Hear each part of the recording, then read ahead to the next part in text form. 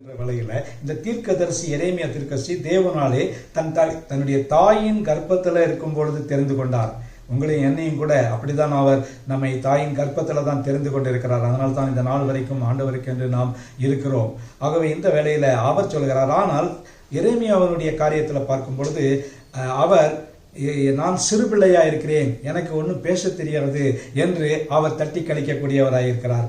ஆனால் கர்த்தர் அந்த எரேமியா தீர்க்கதரிசியை கொண்டு பெரிய காரியங்களை செய்தால், பெரிய தீர்க்கதரிசனை சொன்னார். அவருக்கு அது அடிப்படையான ஒரு காரியம் என்று சொன்னால் அவர் சொன்னதான வார்த்தை 1:8 அவர் சொல்லுகிறது, நீ அவர்களுக்கு பயப்பட வேண்டாம். உனக்கு எதிராக யார் எழும்பினாலும் கூட எரேமியாவுக்கு மிக அதிகமான எதிரிகள் வந்தார்கள் என்று பார்க்கிறோம்.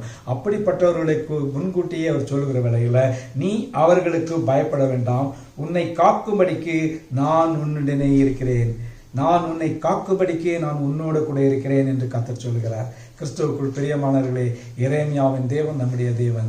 நம்முடைய சூழ்நிலை கூட எப்படி இருந்தாலும் கூட நாம் ஆண்டவர் நம்மை தெரிந்து கொண்டிருக்கிறார். நாம் தேவனால் தெரிந்து கொள்ளப்பட்ட பாத்திரம். நாம் அவர் நம்மோடு கூட இருக்கும் பொழுது தைரியமாக எல்லா காரியத்திலும் செயல்பட முடியும், ஞானத்தோடு செயல்பட முடியும்.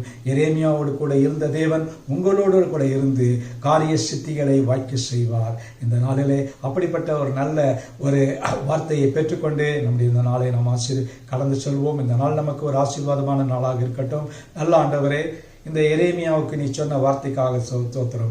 1:8 சொல்லுகிறபடி நான் உன்னோடு கூட இருக்கிறேன் என்று சொல்கிறேன். நான் உன்னோடு கூட இருக்கிறேன்.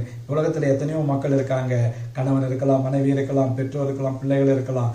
ஆனாலும் கூட நீர்தான் உண்மையான தெய்வம், என்றென்றும் எங்களோடு கூட இருக்கிற தேவன்.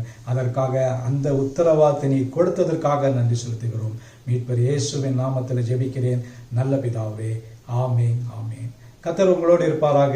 இந்த நாள் ஒரு ஆசீர்வாதமான ஒரு நாளாக உங்களுக்கு இருக்கட்டும்.